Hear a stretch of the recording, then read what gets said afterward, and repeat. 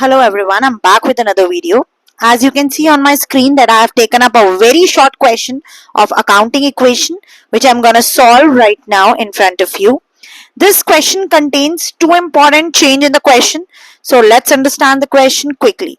First point is started business with cash. So whenever a business is started with cash and goods, I always told you to make a summary.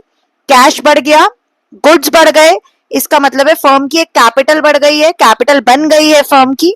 तो हमने cash introduce किया है 1 लाख रुपए का, plus हमने goods introduce किए हैं 50,000 रुपए के. इसका मतलब है मैंने टोटल कैपिटल कितनी जनरेट की है? मैंने टोटल कैपिटल जनरेट की है 1,50,000 रुपीज की. 1,50,000 की मैंने टोटल कैपिटल जनरेट की है. सेकेंड मैंने कहा ओपन बैंक अकाउंट. मैंने एक बैंक अकाउंट ओपन किया है. इसकी एडजस्टमेंट देखते हुए चलेंगे कैसे होगी. बैंक अकाउंट खोला है बेटा, इसका मतलब कैश 20,000 से कम हो गया क्योंकि कैश उठा के बैंक में डाला. और दूसरा एक एसेट बन गई बैंक के नाम से जिसमें 20,000 रुपए ट्रांसफर हो गया. लायबिलिटीज पे कोई इफेक्ट नहीं पड़ा, कैपिटल पे कोई इफेक्ट नहीं पड़ा, गुड्स पे कोई इफेक्ट नहीं पड़ा, सिर्फ कैश बढ़ा, कैश कम हुआ और बैंक का एक नया अकाउंट खुल गया, एक नई एसेट जनरेट हो गई. सो इफेक्ट्स में यहां लिख रही हूं, समरी में आप देख सकते हैं साथ साथ. इसका मतलब है कि मेरे कैश में मेरे पास न्यू इक्वेशन जब मैं बना रही हूं, मैं देख सकती हूं कि कैश में मेरे पास 80,000 है, गुड्स मेरे पास अभी भी 50 के हैं, बैंक मेरे पास 20,000 का जनरेट हो गया, लाइबिलिटीज में नील है, लेकिन मेरी कैपिटल जो है वो 1.5 लाख की बन गई है. क्या मैं चेक करूं अगर दोनों side, so both the sides are equal? Yes, I can see that both the sides are equal and both the sides are having the same balance. 1,50,000 equals to 1,50,000. ये अकाउंटिंग इक्वेशन है, ये एक balance sheet equation है.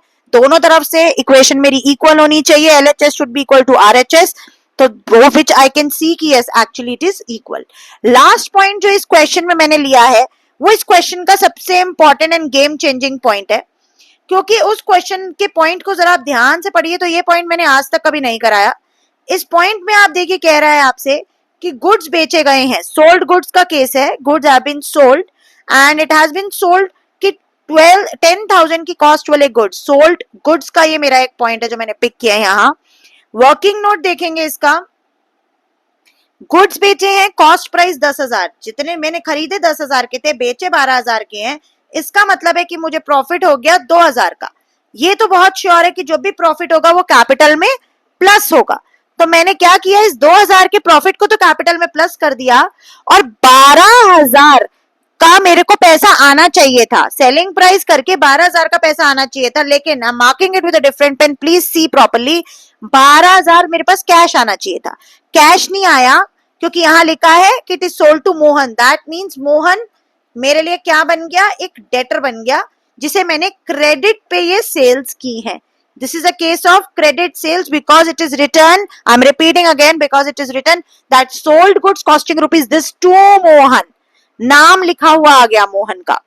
तो मोहन का अगर नाम लिखा हो गया तो मोहन मेरे लिए एक डेटर बन गया. डेटर का हमारे पास हमेशा एक नया कॉलम हम ओपन करते हैं. 12,000 रुपए मैंने उससे लेने हैं, लेकिन मेरे गुड्स तो 10,000 के भाई खत्म हो गए.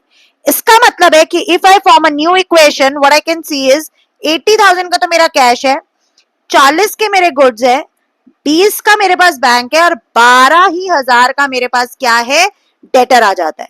मेरे पास लाइबिलिटीज में कुछ नहीं है, कैश में कुछ नहीं है, बैंक में कुछ नहीं है, नील है. अब मैं क्या देख पा रही हूँ कि लाइबिलिटीज अभी भी नील है, लेकिन मेरे पास मेरी जो कैपिटल है वो कितनी हो गई है, 1,50,000 की मेरी कैपिटल हो गई है. अगर अब मैं इसको क्लोज करूं तो मैं चेक कर सकती हूं, as I told you to check at every stage that whether the accounting equation is equal और not. What I can see in this question is 80 plus 40 120, 120 plus 20 makes it 120 plus 20 1,20,000 plus 20,000 will be 40,000, and 1,40,000 plus 12,000 will become 1,52,000. So that means 1,52,000 is equals to 1,52,000. My total is also equal. That means my balance sheet equation is correct. My question is absolutely correct. So in this question, I'm repeating again, the two new points which I have taken is open bank account and another one is sold goods to the debtor. That means credit sales का इसमें मैंने case जो है वो उठाया है. ठीक है? So I hope the question is clear. We'll see you in the next video. Till then, don't forget to subscribe, like, share.